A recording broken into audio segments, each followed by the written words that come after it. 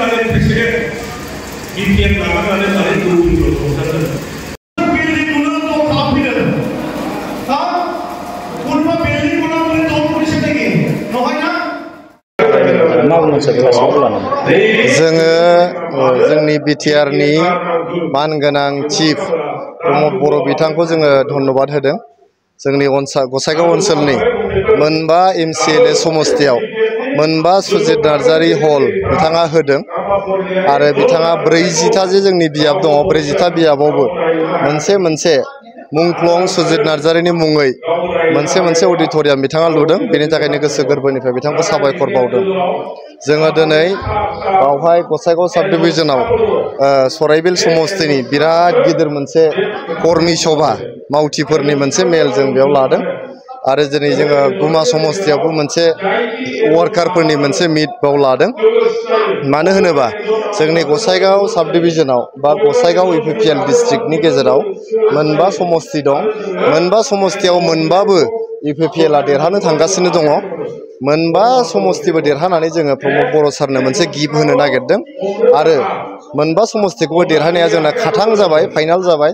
नोंथांमोना दिनै नुदों जोंनि कर्मी सभा जास्ट बुथ कमिटिनि सानै मेम्बार प्राइमारि आरो ब्लकखौ लानानैनो दिनै जायगा होथ्र'नो हालायलायै मोनसे बाव कर्मी सभा जानानै थांबाय बा जागासिनो दं।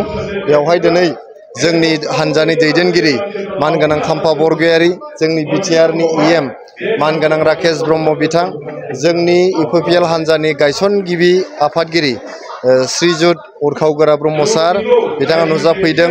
जोंनि लकेल एमएलए मानगोनां जिरन बसुमतारी आदायाबो बेयाव नुजादों। गासैबो ज' जानानै जोंहा जे 2025 मायथाइनि सेप्तेम्बर दानाव जे इलेक्सन जानो थांगासिनो दं बे इलेक्सनाव जोङो हारसिङैनो सरकार दानानै प्रमद बर' सारखौहाय फिन खनसेबाव जोंनि बिटिआरनि चिफ बानायनो थाखाय मोनसे मिशनाव जों बयबो बारसोमदों।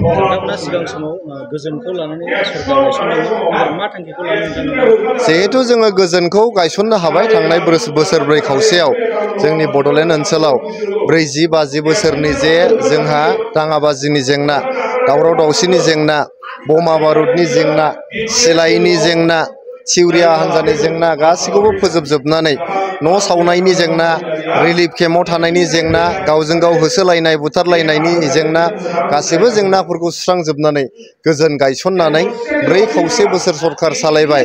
बे गोजोना जाहाथे अराय गोजोर जानो हायो, जौगानायनि लामायाव जों जाहाथे हान्थिलांनो हायो, जों बयबो बिदा फंबाय ग्रें अनलायनानै रायजो जानो हायो। बिनि थाखायनो फिन खनसेबाव प्रमद बर' सारखौ जोङो चिफ बानायनानै इउपिपिएलनि सरकार बानायनो नागिरदों 2025 मायथाइनि सेप्तेम्बर दानाव।